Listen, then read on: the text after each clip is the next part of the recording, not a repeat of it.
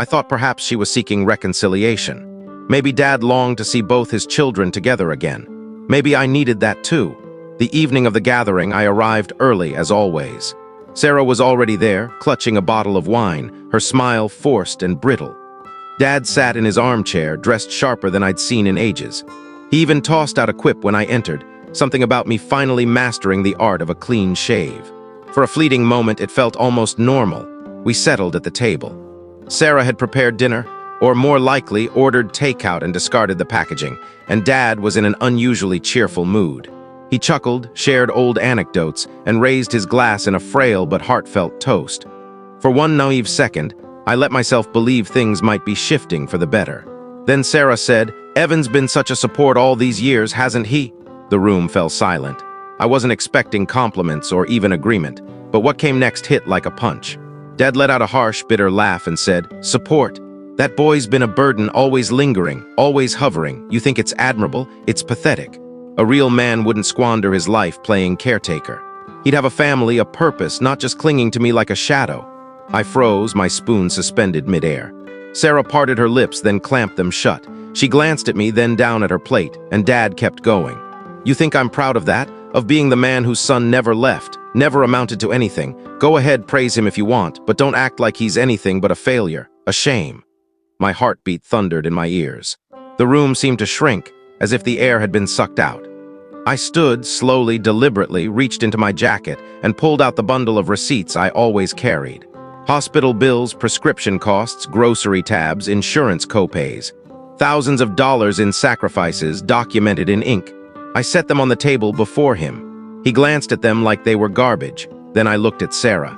Her eyes glistened, but she stayed silent. I didn't speak either. I turned, walked to the door, and let the quiet trail me like a ghost. That's when it truly started. I didn't slam the door. I didn't raise my voice. I didn't give them the satisfaction of seeing me break. But as I stepped into the cool night, something inside me shattered, quiet and final, like a cord snapping under too much strain. The drive home was a haze. I couldn't recall a single stoplight or song on the radio.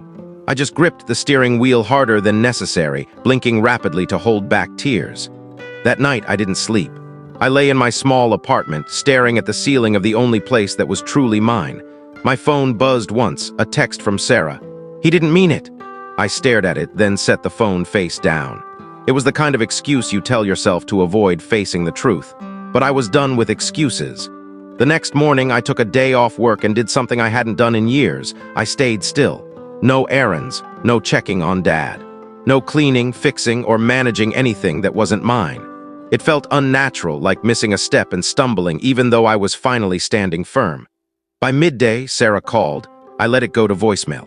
Then she texted, "He's just old-fashioned. You know how he is. Don't take it to heart."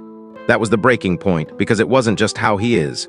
It was a choice, a lifetime of choices. My father had always been this way. Proud, harsh, cruel when things didn't go his way. Mom used to soften his edges, redirect his barbs, sometimes shield us from them. But after she was gone, his bitterness spilled out unchecked. And we allowed it. I allowed it. I let him guilt me into servitude. I let him convince me that kindness was weakness.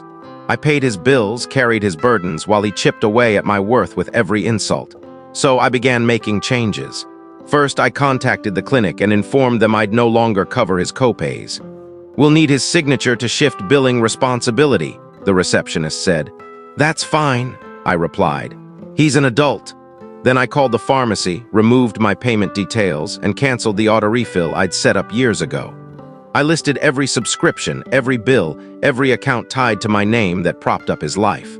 Utilities, internet, the meal service I'd arranged in his name when he kept forgetting to eat. One by one, I canceled them or transferred the responsibility. I left a single envelope on his doorstep. Inside was a detailed list of the expenses I'd covered, the contact numbers he'd need to reinstate them, and a brief note in my neatest handwriting. "I'm done being your disappointment. Good luck managing what I've held together." I didn't sign it. I didn't need to. For a week, there was nothing, no calls, no texts, not even an indignant voicemail. Sarah didn't reach out either, perhaps realizing she'd overstepped. Or maybe she saw that without me holding things up, she'd have to step in. Then came the second Sunday. I was at home, halfway through a film I'd meant to watch for years, when someone knocked. I opened the door to find my uncle, Dad's older brother, someone I hadn't seen since Mom's funeral. He looked uneasy, like he was holding back words that didn't fit right. "Can I come in?" he asked. I let him in. He sat slowly, glanced around my apartment, then spoke. "Your dad called me, said the electricity got cut off. He's upset, says you abandoned him." I didn't reply. He studied me, eyes narrowing as if piecing together a puzzle. "Is it true you were paying for everything?" I nodded. He leaned back, exhaling heavily. He never mentioned it. Always acted like he was managing on his own, even boasted about it sometimes.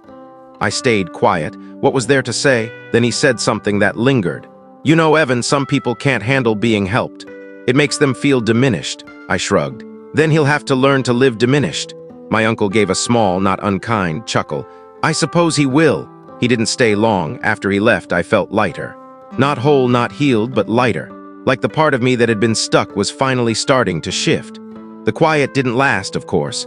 The next Friday, an unfamiliar number called. I didn't recognize the voice at first. It was rough, low, weary.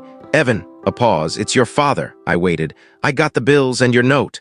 Another pause. "You really just walked away." Another silence. "I didn't raise you to be like this." I gave a bitter smile. "No, you didn't," I said and hung up. He called again the next day and the day after. Left voicemails that started angry, then turned pleading, then bitter again. I didn't answer. I wasn't ready, but I knew something was coming. Because men like my father don't accept silence as a response. And sure enough, 2 weeks later, he appeared at my apartment unannounced. And what he said, that's when things took a turn I never saw coming. I heard the knock before I saw him. It was a Saturday morning, not too early, but early enough that I was still in sweatpants, coffee mug in hand, debating whether to tackle laundry or let the pile claim victory. I didn't check the peephole. I should have. I opened the door and there he was. My father. He looked older. Not just aged, but like the burdens I'd carried for him had finally landed on his shoulders. His hair was messier, his stubble uneven, his coat hanging looser than before. But his eyes, those were unchanged. Sharp, proud, guarded, the kind of eyes that only softened for Mom, and she was gone. I didn't speak. Just leaned against the doorframe and sipped my coffee. He cleared his throat. "Can I come in?" I raised an eyebrow. "Why?" He shifted. "Because we need to talk. Funny, you didn't think we needed to talk when you called me a failure." That struck him. I saw it in the flinch of his jaw, the flicker in his eyes. He looked down, then up, standing taller as if bracing against an invisible storm. "I was angry," he said. "You shamed me in front of your sister." I gave a dry laugh. "No, you shamed me in front of the only family I have left. After everything I did, everything I paid for, everything I carried, you treated me like a leech." His mouth opened as if to argue, but he didn't. He just stood there, jaw tight. I wasn't sure what I expected. An apology? A collapse? A desperate plea for forgiveness? But he gave me none of that. Instead, he pulled a folded paper from his pocket and held it out. "You want me to manage my life? Fine." I applied for government aid. Contacted the VA, spoke with the insurance folks. Even Sarah helped set up some auto payments. It's not much, but I'm sorting it out. I didn't take the paper, just stared at it. Then he said something unexpected. "I didn't realize how much you were doing until it stopped. I didn't want to know, because knowing meant admitting you were right, and I don't do that easily." My heart thudded hard. I looked at him, truly looked, and saw for the first time in years a fracture in the stone wall he'd built around himself. But I stayed quiet. He lowered the paper. "Sarah said I should apologize," he added, almost as an afterthought. "But I'm not saying it because she told me to. I'm saying it because I mean it."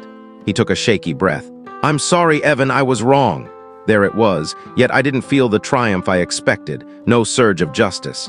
No warm glow of vindication, just a hollow ache. Like the apology arrived too late to mend the wound it left. I didn't reply immediately. I just stepped back and opened the door wider. "Want coffee?" I asked. He looked startled, then nodded. We sat in silence for a long time. Him at the kitchen table, me across from him. 2 mugs steaming between us. The silence heavier than the words we hadn't spoken. After a while, he spoke again. "I want to fix this." I looked at him. "Fix what?" He gestured vaguely. "Us," I sighed, weary. "You don't fix years of silence and insults with one apology." "I know," he said softly. "But maybe I can start by saying something I should have said long ago." I raised an eyebrow. He met my gaze and said, "Your mother was proud of you. So was I just didn't know how to show it. I thought if I pushed you, criticized you, you'd rise above it. Prove me wrong. I didn't see I was breaking you down." I looked away. My throat tightened. "I didn't need pushing," I said. "I needed a father." He flinched. For a moment, I thought he might cry, but he didn't. He just sat there, eyes damp but resolute, nodding as if finally hearing what I'd been shouting for years. We didn't resolve everything that day. No embraces, no tears. No sudden clarity, but we talked, and that was a start. Still, I kept my defenses up. I wasn't ready to forget his words, or how easily everyone else let him get away with them. A week later, Sarah called. "Dad told me he visited you," she said. "He said you were civil." I didn't respond, she sighed. "I know he was horrible, but I think he's trying now." "Trying doesn't erase what he did," I said. "Or what you didn't do." That caught her off guard. "What's that supposed to mean?" "You saw how he treated me," I said flatly. "You heard his words and you just let it happen." Silence on the line. Then quietly she said, "I didn't know how to stop it." "You didn't have to stop it," I said. "You just had to stand with me." She didn't reply, but later that week she appeared at my door. And what she brought with her, that's when the true reckoning began. Sarah stood outside, holding a worn photo album and an envelope. She didn't look like the polished, professional version I was used to seeing on calls. Today she was the sister I remembered. Sweatshirt, no makeup, weary eyes. The girl who used to race me up trees and sneak mom's cookies before they cooled. "I need to say something," she said, no preamble, no warm-up. Just raw, strained words. I stepped aside and let her in. She didn't sit, just stood by the window, scanning my apartment like she was seeing it for the first time. Maybe she was. "I thought I got out," she said, voice trembling. "When I moved away, got my job, got married, left it all behind, I thought I was free." She turned to me. "But I wasn't, was I? I just dumped it all on you." I stayed silent. She set the photo album on the counter. "Mom's. I found it helping Dad clean the attic. Thought you should have it." I opened it slowly. Pages of childhood moments. Me at the playground, me with birthday candles, me holding a lopsided science project award. In every photo, Mom's handwriting in the corner. Evan's big day. Evan's first bike ride. Evan's first haircut, cried the whole time. The ache in my chest was sharp and sudden. I hadn't seen these in years. Sarah watched me flip through. "She loved you, you know that, right?" "I know," she hesitated, then held out the envelope. "This is the deed to Dad's house. He's transferring it to you." I blinked. "What?" He said it's the least he could do. Said he wouldn't have it without you keeping him afloat. I opened the envelope. It was real, signed, notarized, all in order. I stared at the paper like it might disappear. Sarah looked down. "I also got Dad to write you a letter. I don't know what it says. But I told him it was the only way I'd help with his accounts moving forward." I didn't open the letter then. I was afraid of what it might or might not say. Sarah finally sat. She rubbed her hands on her jeans. "I'm sorry, Evan. I know I left you with everything, and when Dad said those things at dinner, I should have spoken up. I should have defended you." "Why didn't you?" She looked ashamed. "Because I still wanted his approval. I thought if I stayed quiet, stayed the favorite, maybe I'd be enough." There it was, the truth. The poison that had plagued our family for years. This need to earn love that should have been unconditional. This belief we had to scrape for affection like it was rationed. "I don't want to be that person anymore," she said. I nodded, still staring at the deed. "He's not going to change overnight," she added, "but he's trying. And I think he's scared." "Of what?" "Of losing the only person who cared enough to stay." I didn't reply, not for a while, but I finally said, "I'm not going back to carrying it all." "You shouldn't have to," she said. "We'll split it from now on. Bills, errands, visits, equal share." It wasn't a perfect solution, but it was a beginning. After she left, I opened Dad's letter. It was short, just a few lines. "Evan, I didn't say it when your mother died. I didn't say it when you stocked my pantry or paid for my meds or sat in that sterile waiting room while they poked me with needles. I didn't understand. I didn't say it when I should have, but thank you. You were more of a man than I ever showed you how to be. I'm sorry for everything, Dad." I read it 3 times. Then folded it carefully, slipped it back into the envelope, and tucked it into the photo album among my childhood memories. The next month passed slowly with less strain. I met Sarah every other Sunday at Dad's house. We split tasks. I handled paperwork and medical calls. She took on shopping and scheduled visits. Dad didn't snap. He didn't insult. He asked about my job sometimes. He started saying thank you. Once he even cooked. It was terrible, salty eggs and half-raw toast. But it was effort, and for someone like him, effort was everything. He gave me space, too. Space to breathe, to live, to reclaim the parts of my life that weren't tied to his. I picked up sketching again, something I hadn't touched since college. I started going out more. I stopped checking my phone every few minutes for a crisis. Things weren't perfect, but they were real, and they were better. On my 30th birthday, Sarah planned a small dinner, just the 3 of us. Dad gave me a watch, not new, not fancy, but his. The one he wore daily to the shop when I was a kid. The one I thought made him unbreakable. He didn't say much when he gave it to me, just nodded once. And for the first time in years, I felt seen. That night after they left, I stood in my kitchen, fingers tracing the watch's edges, and thought about how far we'd come. How much had shattered. How much had slowly, painfully been rebuilt. I wasn't the family's servant anymore. I was Evan, a son, a brother. And finally, after all these years, I was free.